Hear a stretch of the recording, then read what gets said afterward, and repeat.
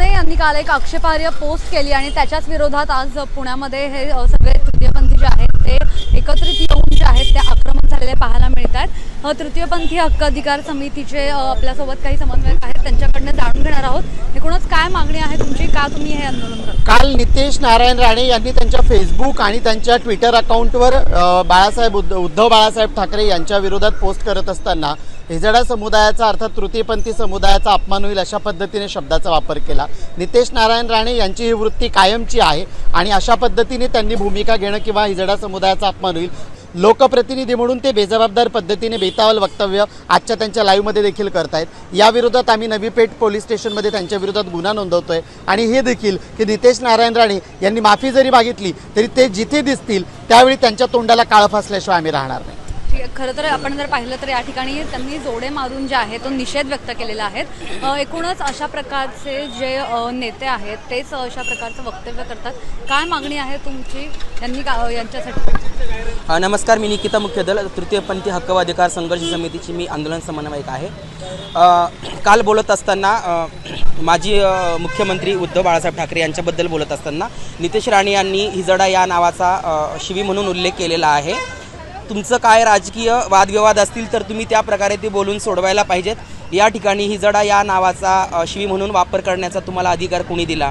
जर तुम्ही लोकप्रतिनिधी असून जर इतक्या खालच्या पातळीचे जर घाणेरडं बोलत असाल तर इतर लोकांनी तुमच्यापासून काय शिकायला पाहिजे? तुम्ही आमदार आहात तर तुम्ही आजपर्यंत तृतीयपंथींना मेन स्ट्रीममध्ये आणण्यासाठी किती वेळा लढाई लढली? तुम्ही किती वेळा हा मुद्दा विधानसभेमध्ये मांडलेला आहे? जर तुम्ही आमचं मत घेता, आमच्या आईवडिलांचं मतदान घेता, आमच्या नातेवाईकांचं मतदान घेता, एवढं घेऊनही तुमचं पोट भरत नाही, तुम्ही आमच्यासाठी कोणतीही कल्याणकारी योजना राबवू शकत नाही, तुम्हाला अधिकार कोणी दिला हिजडा या नावाचा शिवी म्हणून वापर करण्यासाठी?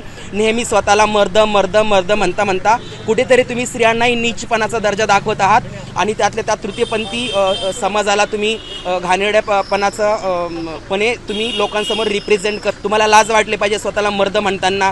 जर तुम्हाला शिकायचं असेल की चांगली भाषा आणि चांगलं बोलणं काय असतं तर हिजड्यांमध्ये 4 दिवस येऊन राहा, मी तुम्हाला शिकवेल।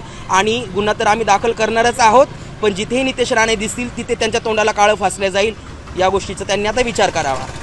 एकीकडे खरं तर जे नितेश राणे आहेत ते अशा प्रकारचं वक्तव्य करतात आणि दुसरीकडे जर पाहिलं तर तृतीयपंथीयांना आता नोकरी वगैरे असेल ते देण्यासाठी देखील प्रयत्न जे आहेत ते गव्हर्नमेंटकडनं सुरू आहेत।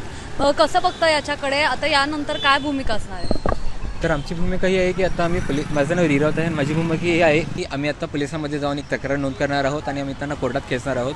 पण ही जी गव्हर्नमेंट आहे ती BJPची गव्हर्नमेंट आहे आणि हीच गव्हर्नमेंट आम्हाला आता आमचे समान हक्क, आमची रिझर्वेशन, ट्रान्सजेंडर हॉरिझॉन्टल रिझर्वेशन ही देण्यासाठी नकार देते आहे।